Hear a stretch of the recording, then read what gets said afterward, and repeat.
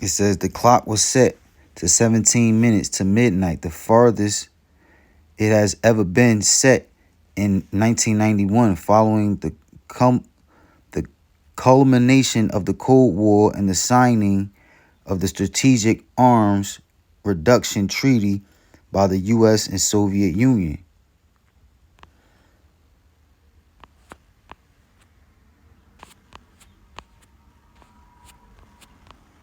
All right, so that's it on that.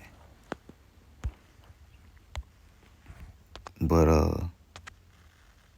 one more. This is from the same site, newsweek.com, but this one is from January 23rd, 2024. The other one was from December 2023. This is January 23rd, 2024. Nuclear war update as new doomsday clock prediction revealed.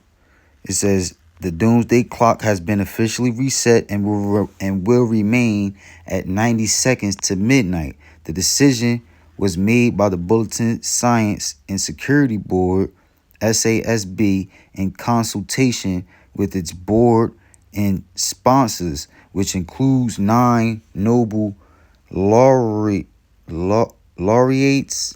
and announced on Tuesday morning. The time of midnight is apocalypse imagery, according to the clock's creators, used to convey threats to humanity and the planet. So like I said, this is the real deal, man. This is a real live threat.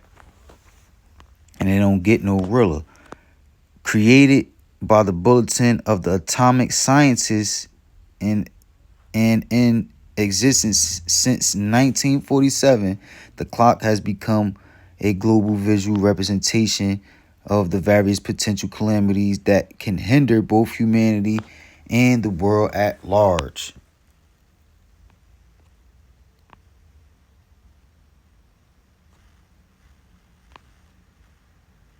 All right.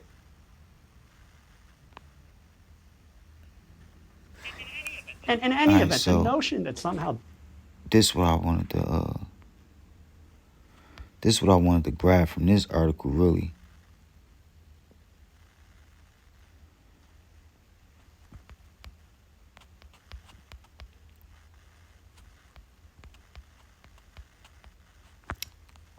Fuck.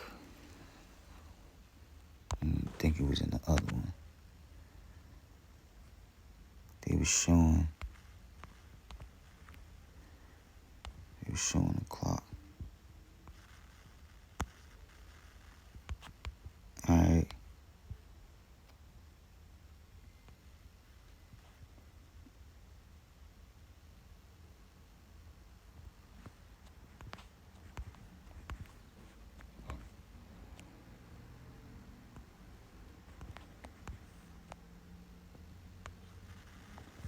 They were showing the clock. I just wanted to show this real fast. Come on, stupid shit. Fuck out of here.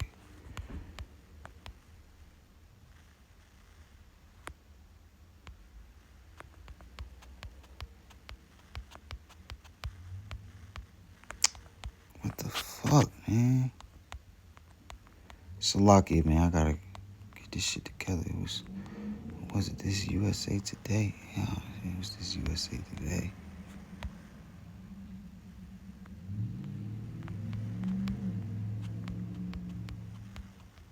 Right. This is what I wanted to get. Close that.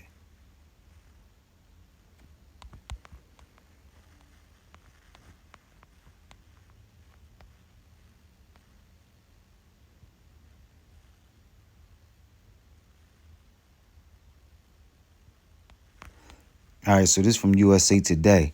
It says scientists to deliver a warning about nuclear war with Doomsday Clock 2024 announcement.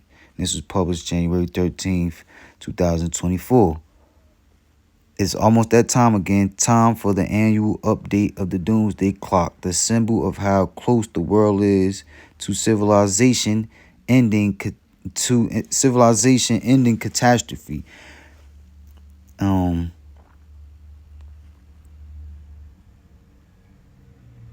First set in 1947, like I read already, the Doomsday Clock warns humanity about how close or far we are to destroying our world with our own dangerous technologies, which the whole world is not going to be destroyed. All right, say the earth abideth forever. Um, it says what? There's another scripture that say what?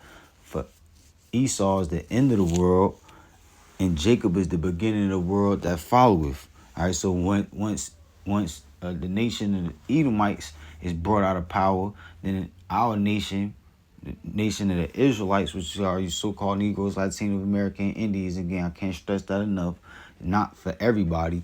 All right, we gonna rise back up into power, and when we along with Yahweh Shah. All right, and once that happens, we not never gonna come out of power again, according to the scriptures. We are destroying our own world with our own dangerous technologies. It is a metaphor. No. Yeah, right.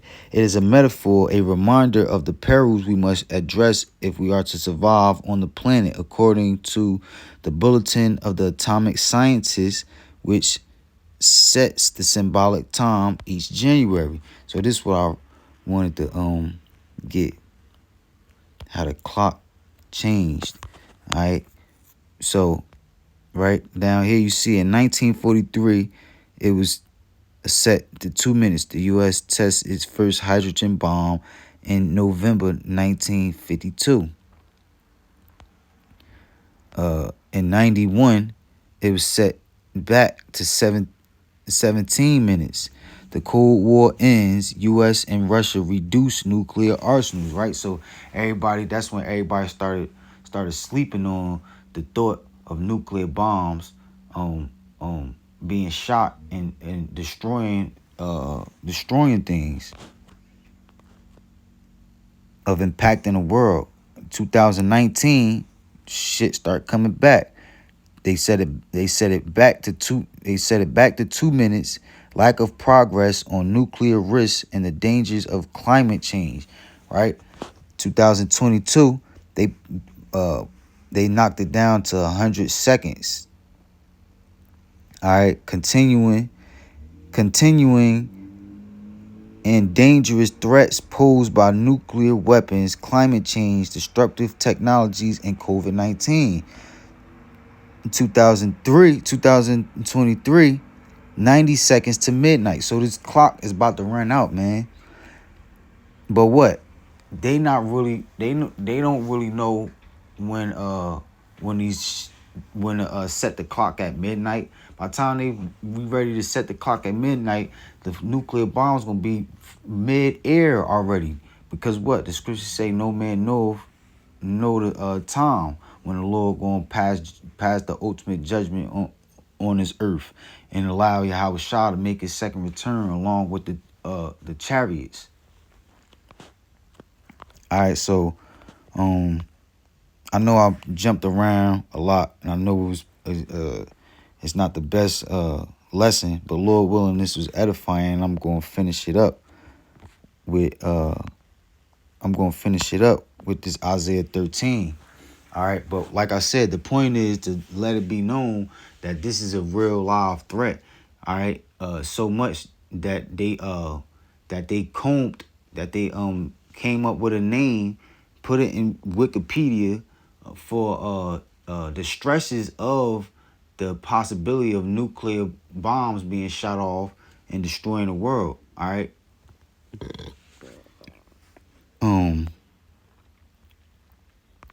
So this is Isaiah 13:1. The burden of Babylon, which America is spiritually Babylon. All right. The burden of Babylon, which Isaiah, the son of Amos, did see. Lift ye up a banner upon the high mountain. And that's what you see brothers doing on the highways and byways, lifting up the banner. They got banners, and the ultimate banner is the word, which comes from the Holy Bible. All right. That's who the Lord is talking to in these scriptures. All right, his prophets, the men of the Lord, the 144,000 out there on the front lines. All right, giving warning to our people. All right, because and condemning the rest of the nations who hear the word. All right. It says, lift ye up a banner upon the high mountain. What's the high mountain? Mountains represent governments in the scriptures. All right. And what's the highest mountain? What's the highest government um on the face of the earth? All right. It's America, and then is what? Russia. But we dealing with America because America is Babylon. Lift ye up a banner upon the high mountain, exalt the voice, lift up your voice. The Lord commanded us to lift up our voice. So that's why you might catch brothers on the highways and byways in your downtown areas or wherever you might see them at, and they might have they might be yelling, they might be lifting up their voice, all right, out of anger, out of passion. All right, but ultimately we was commanded to lift up our voice. All right, to help the word get out there, to help get the attention of the people. But you got brothers flooding the internet as well. So that's another way to exalt the voice for the word to be exalted, the word of the Lord to be exalted, to be brought up on a higher level. Exalt the voice unto them, shake the hand. When you shaking your hand at somebody, you telling somebody off. All right, you warning them about something. Shake the hand that they may go into the gates of the nobles. Right, the Lord commanded his elect to put this word out there so much to the people, to the citizens, go complaining to the police, to the police go complaining to their bosses, so forth and so on, to get to the higher levels of the government. All right, and that's what the people do, man. People hear the word, they go complaining. It's been proven, brothers seen it multiple times. People attempting to shut up the word from coming out, shut up the men of the Lord from bringing the word out, running to the police or running to the authorities, all right, so that they could have the men of the Lord be moved off of the corner, or even on the comment boards and on the internet. People will complain. People will go complaining to YouTube, so that brothers' videos could get flagged, and ultimately their channels could get shut down. All right. That they may go into the gates of the nobles. Verse 3, I have commanded my sanctified ones, which are the saints. The saints is the Israelites. The Lord only dealing with the elect right now. Beginning with the men, the 144,000. I have commanded my sanctified ones to what? To put the word out there. I have also called my mighty ones, which is the angels, all right, in the chariots. I have also called my mighty ones for my anger. So he got the saints, which are basically the ground troops. All right. Then he got the chariots, that's going to flood the skies. All right. That's basically like the Air Force. For what? For the Lord's anger. Even them that rejoice in my highness. Verse 4, the noise of a multitude in the mountains, like as of a great people, a tumultuous noise of the kingdoms of nations gathered together. So all the Lord got all of the nations gathering together. And spiritually, and it's when you imagine it, right? You just imagine like a big ass army, or a bunch of armies coming together, preparing for war. All right. a tumultuous noise of the kingdoms of nations gathered together. The Lord of hosts mustereth the host of the battle, right? Which means that the Lord is Yahweh Bashim, Yahweh Shah, right? The Most High, Yahweh, which is the Most High's name. He's the one preparing everything for His will, preparing the weapon, the nuclear bombs, and all of the technology of E and all of the rest of the nations to prepare for World War III. All right, everything that's going to consist of World War III going down, the Lord is the one that's preparing it, from the people to all of the weapons. Isaiah 13:5. They come from a far country, from the end of heaven, even the Lord and the weapons of His indignation, to destroy the whole land. Verse 6, howl ye, for the day of the Lord is at hand, and it shall come as a destruction from the Almighty. Therefore shall all hands be faint, and every man's heart shall melt. Right, so everybody gonna be scared. People scared now. Most people sleep, but in the back of their mind, everybody know that we in the end of the world. They might not want to admit it, but they know it. They be in fear, and they be so prideful so much that they put it to the back of their mind and be like, I'll deal with that when it come, if it come. A lot of people also think that these things are not going to come to pass in their lifetime, but Lord willing, the men of the Lord believe that it will happen in his lifetime. Lord willing, it all go down. It all start to go down this year. But there's certain prophecies that gotta happen before the end is before the nuclear bombs are actually shot. And one of the main prophecies is the that CHIP gotta be made mandatory. That's the last test of faith. And before that, you got Jacob's trouble. All right. Which, Lord willing, like I said, all these things start rolling in this year. Isaiah 13:8. And they shall be afraid, pains and sorrows, sharp pains, and being depressed and being sad shall take hold of them. They shall be in pain as a woman that travaileth. They shall be amazed one at another. Their faces shall be as flames. Behold, the day of the Lord cometh cruel, both with wrath and fierce anger, to lay the land desolate, meaning empty. The Lord said he gonna destroy the whole America in 1 hour. All right, and it's gonna be empty, and ain't nobody or nothing. Ain't nobody gonna be able to come and visit this place once it's destroyed. It's the Lord said He gonna turn this place into a desert. Only desert-like creatures is gonna be here.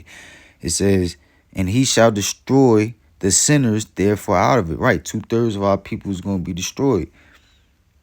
For the stars of heaven and the constellations thereof shall not give their light. The whole heavens, all of the everything that gives light from outer space is going to be blocked out from the smoke and the nuclear and the chariots. All right, the so-called UFOs, the vehicles in which the angels traveling.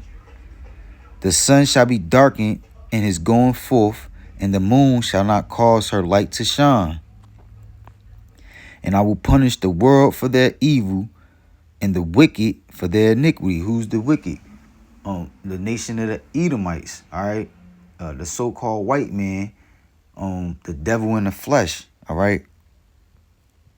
And I will punish the world for their evil, and the wicked for their iniquity. And I will cause the arrogancy of the proud to cease, and will lay low the haughtiness of the terrible. Right, the Lord say He's gonna bring that great pride, thinking that America, God blesses America. All right, and thinking that that their nation is not, that America will never be destroyed, will never be touched by foreign invaders. All right. The Lord say He's gonna bring that. He's gonna cause the arrogancy of the proud to cease, and will lay low the haughtiness, which is like a royalty pride, like a high level royalty pride. right? The haughtiness of the terrible.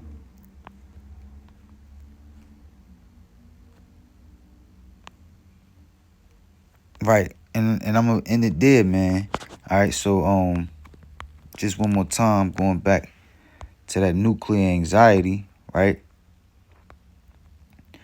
Nuclear anxiety, also known as nucleomitophobia, refers to anxiety or even a phobia in the face of a potential future nuclear holocaust, particularly during the Cold War and more recently the Russian invasion of Ukraine. So, like I said, this is a real threat, a real impending doom. All right, that's inevitable, man. It's going. It's going. The Lord didn't create this technology just for it to just for it to sit around and collect dust. Nah, the Lord is going to destroy America and various other parts of the world with those weapons. All right, I don't care how much they put in these movies on how nuclear bombs, these nuclear these movies where they got nuclear bombs, but America somehow and always wound up surviving the nuclear holocaust or just causing the nuclear bombs to not be shot off, bringing some type of peace to the world. I don't care how much they try to portray that as something that's going to happen. But the Lord got different plans. The Lord has plans, like I said, to destroy this system of things, which is basically hell, man. All right, because what, hell is not a place that you're gonna go after you die. Nah, hell is a place, is this place right here, America, man, and any other part of the earth being controlled by the so-called white man, which they plan on taking over the whole world with their new world order, man.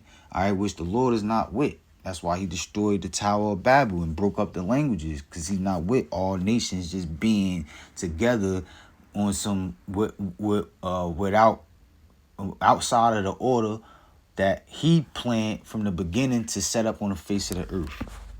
All right, so Lord willing, this was edifying. Salakia for it being kind of shaky, but yeah. With that, give all praise, honor, and glory to Yahweh Ba'ashem, Yahweh Shah Ba'ashem Kakwadash.